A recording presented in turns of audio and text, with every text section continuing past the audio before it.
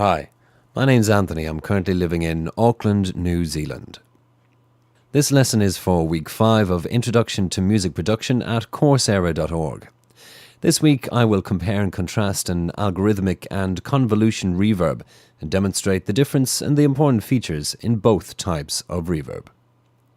Reverb is very important and a common effect processor you will use within your DAW digital domain.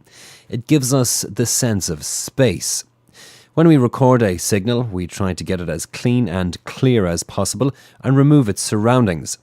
At the later mixing stage, we want to put it back into a space to blend it in the mix, and this is where reverb comes in. For example, if you recorded multiple instruments in different environments, you could apply the same reverb to all the tracks to give the sense that they were all playing in the same space.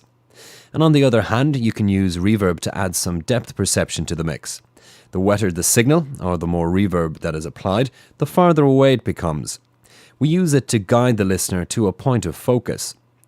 Reverb is often added to vocals to pull them out of the mix, to get the listener's attention. Applying different levels of reverb can even become an art, and subtlety here is key. So let's look at two kinds of categories of reverb plugins, algorithmic and convolution reverb. An algorithmic reverb, which creates reverb based on a formula, is similar to the way a synthesizer creates sound. It creates the impression of a space based on a particular algorithmic formula giving a mathematical representation.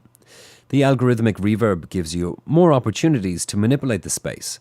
It won't sound as real though as a convolution reverb as it hasn't been recorded in a real space. With an algorithmic reverb, you divide the room into two separate components: early reflections, which are a set of short delays, and the diffuse reverb, where you can change the reverb time, which controls the size of the space you're in. For example, a large hall would have a reverb time of approximately 2 seconds, so your reverb time would usually be lower than this. Changing the high end of the reverb is like changing the materials in the space. So, for example, if your room had no curtains or carpets, you would have a lot of high-end wall reflections. Using an algorithmic reverb really relies on your own ability to judge the sound of real spaces, so you can apply it to your mix in an enhancing and beneficial manner. A convolution reverb is more like a sampler, where we have recorded the sound of a real space and apply it to the specific signal or sound that you've recorded in your DAW.